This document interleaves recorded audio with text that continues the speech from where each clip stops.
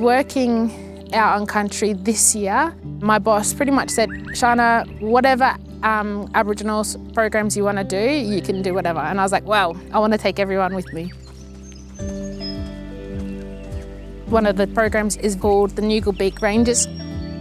We had the mini rangers and the junior rangers. Basically, the mini rangers are primary school kids and the junior rangers are high school kids. And the idea is to provide opportunities for the kids to have on-country experiences. Anything to give them, an extra dose of culture, to help strengthen their connection to country. They have a stronger connection to country, they have a stronger connection to their identity. And a lot of the kids come from foster care, they've been removed from homes, they don't get the same opportunities as other children. They don't have all their history. So here they can go, well, actually, I went down to Curly Sedge Creek and I planted these trees when I was 5 years old and I've been contributing to this land. I had bunjil flying over me. Now look at this tree, it's the same size as me and I'm an adult now. They get to create their own cultural mapping. The Rangers program has been a really good help in connecting me to my culture, as that's not something I really get to do around my normal life.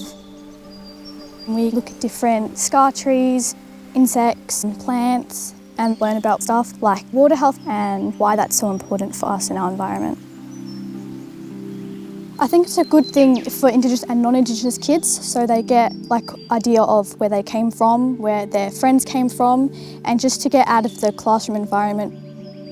Things we learn here is something we do not learn in the classroom, and it's something that I think people should know, as it gives a better example of how we can take better care of our environment. We might not be having heavy curriculum, but out here they're learning, they're seeing, they're paying attention to all the different things in nature.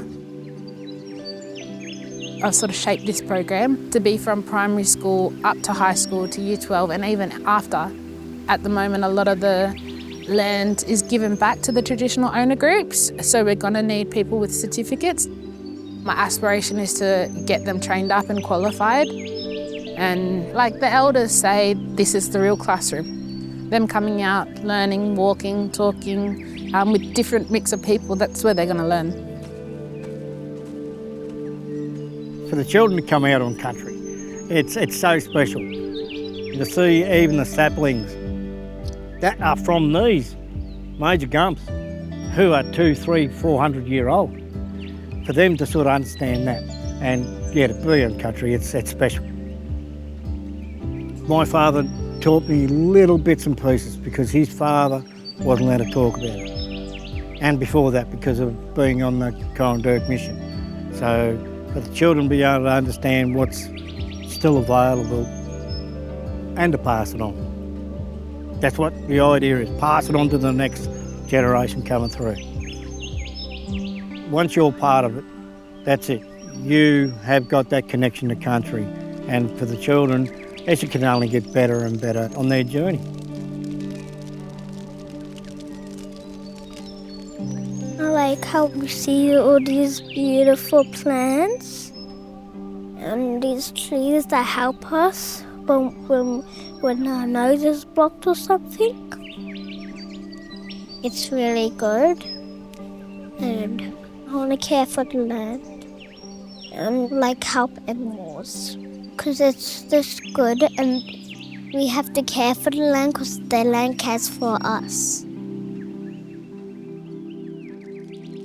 The Mini Rangers program has been instrumental in bringing some of the learning that we do inside the class back on country, which has been fantastic for both our First Nations and non-Indigenous kids. Things like doing the water bugs, doing the tree planting, even looking for artefacts. That's all been done by the kids, and it actually brings their learning to life. It's been absolutely a pleasure to see how they've brought that information also back to the school. We've done planting at the school on our back oval. We've got our own little forestation project going, which we've worked in with the Mini Rangers crew to do that as well.